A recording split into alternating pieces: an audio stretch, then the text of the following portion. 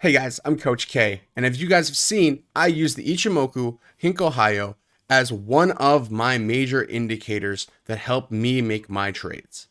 A lot of people have asked me, Coach, can you do a quick overview of what the Ichimoku is and why you use it? So today I'm going to do a quick overview of the Ichimoku, and so you guys know how to Ichimoku. This will not be, not going to learn how to trade in one day from one video, but it will give you the starting points of why I use it and how I use it so that you guys can understand what it's doing and how to benefit yourself to get started on learning about the Ichimoku Indicator, which is known as the one glance equilibrium into the market. Let's get started. But before we do that, guys, do me a favor, like, subscribe, smash on that bell, and I'll see you in a minute. Back handle, back handle. All right, so let's jump right into the Ichimoku Indicator. So what is it? The Ichimoku Indicator is a one-glance equilibrium into the market. What that means is it gives you a bunch of different indicators almost in one, so that you can see where is the market in general going to, and how can you benefit yourself. It's going to give you a lot of different pieces of information so that you can use it to understand where the market's going. Is it bullish? Is it bearish? And when it will switch from bullish to bearish.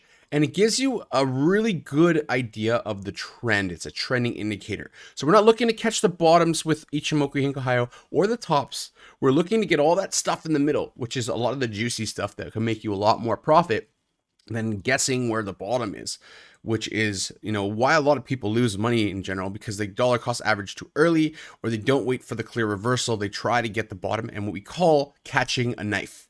Now I have to teach you guys first, how do you actually set it up? Because there's a couple different things you need to know. The first is the Ali Ichimoku version 1 is what I use. My friend Ali created this. It's a really cool indicator that has future Kumos, which means it tells you where the Kijun and the Tenkin are going in the future, 5 days into the future, or 5 periods into the future, which is not on the normal Ichimoku. So look for that. If you can find it, great. If you can't, it doesn't matter. You can use a traditional Ichimoku like this one. How you set this up is quite important. Now, you can use the baseline indicator preferences of 9, 26, 52, and 26, but that's for markets that open and markets that close and markets that don't stay open on the weekends. So it's really important to know the difference of why we double the settings with crypto. So we do 20, 60, 120, and 30. Okay. This is really important. Okay. You must change this if you're trading in the Ichimoku on crypto. This is why you see in my videos I use both, one for gold and stocks and the DXY, for example, versus the Ichimoku with the double settings, because obviously the Ichimoku would not work properly with double settings if you're using it in the traditional market. All right, so let's cancel that and look at it from just the normal settings so you guys can see it. Okay, so you see that. Now I'm going to turn on the Ali Ichimoku. You can see the difference, right? So the very big difference in there. Do they both work? Yes, they do. You can use both of them. I just prefer the double settings because I find that it's a little bit more accurate most of the time. Just for this market though, you use these in other markets, it's great. So what are the parts of the Ichimoku? Well, it's pretty straightforward. There's this cloud, this green cloud and this red cloud. And what do they mean? Well, the clouds tell us a couple pieces of information.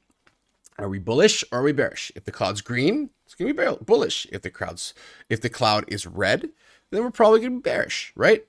Now, what happens if we're above the cloud, trading above? If we're trading above the cloud, we're above the clouds, we're bullish, right? Think of us going to the moon, right? That whole meme. And then if we're below the clouds, think of us coming in crashing down, which you saw in March. So we get below the cloud and we crash down, not always, but we get below the cloud. Think of it, the market's coming down, right? Now, that's one piece of it. The other piece of it is the displacement. So this is 30 periods in the past, the current market right here. So right here, if we go back 30 days, you'll see the price action 30 days ago. Okay. So 30 days ago, we're above the cloud. We're above the candlesticks, right? So if our Chiku span is bullish, it means that we're above the candles. And if our Chiku span is bearish, then we're below the candles that are about here, right? It's pretty straightforward and easy to understand, which is why I really like this system, okay?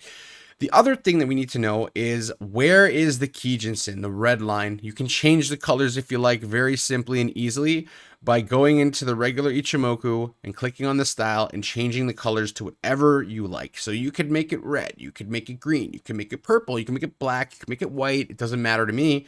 Just what works for me is I like a white Chiku span, and I like red and green, because green means go, red means stop. Kind of easy for my mental side of things. Okay.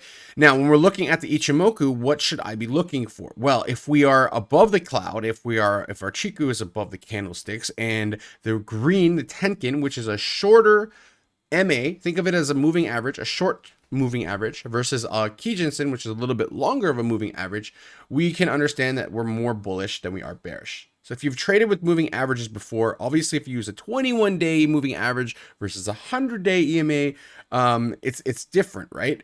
So these are the things that tell you. If the shorter one's above the longer one, that's generally a bullish sign for all MAs, okay? Doesn't always mean that, but it generally does. This is where the idea of a golden cross or a death cross come from.